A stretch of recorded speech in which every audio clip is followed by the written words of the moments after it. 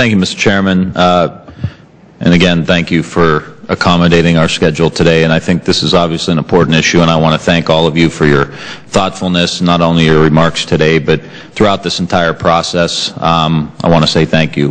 This is something that I think has been a long time coming for our country.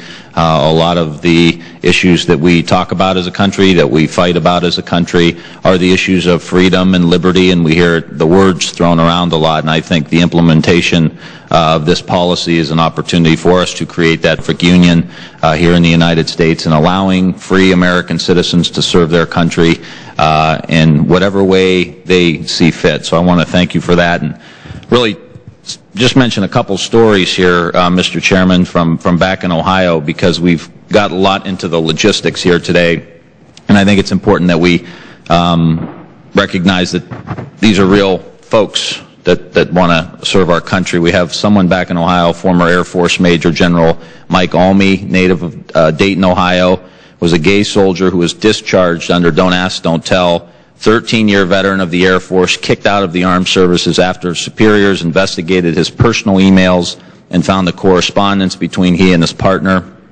Patrick Malogny, Cincinnati, Ohio, ROTC student, outed shortly before graduation and discharge, still wants to serve, still wants to come back and serve his country. Brian Endicott from Columbus, Ohio, joined the Army in 1992 when then candidate Clinton talked about the promised end, the ban from the service. When Don't Ask, Don't Tell was implemented, he opted not to re-enlist. And then lastly, Josh Crease served a full term as a combat medic in Iraq. After returning, he was discovered by someone who had unauthorized access to his email. Another soldier got his password somehow. He was brought up on discharge proceedings, but those proceedings were put on hold until he served a second full term in Iraq, and he was discharged shortly after he returned. And he's from Upper Sandusky in Ohio. So these are real people who want to serve our country, that are talented. So again, I want to just say thank you and ask one quick question, and apologize if I missed in the transition if this question has already been asked. But how soon following certification will former service members who wish to return to service be allowed to begin the process? Some former service members approaching 40 are worried that they will age out before the process begins. Congressman, in the case of the Marine Corps, once certification is done and the law is 60 days later, the law becomes effective.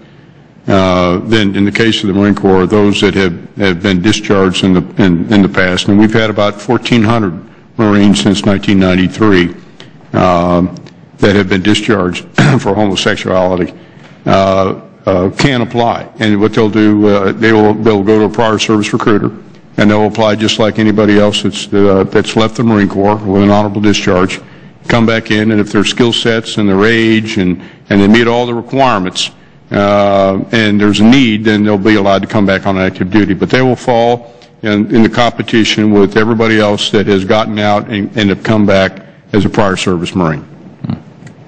Is that the same? Exactly the same for the Army. It'll happen. Exactly as General Amos laid it out, and quite frankly, this is something that is going on all the time in the Army with soldiers who have left for whatever the reason might be. Many of them petition to come back in. Great. Well, my time's winding down here. Thank you so much. Again, this was a long time coming, and we appreciate your help in the training and implementation of this. Thank you. Thank you, Mr. Chairman.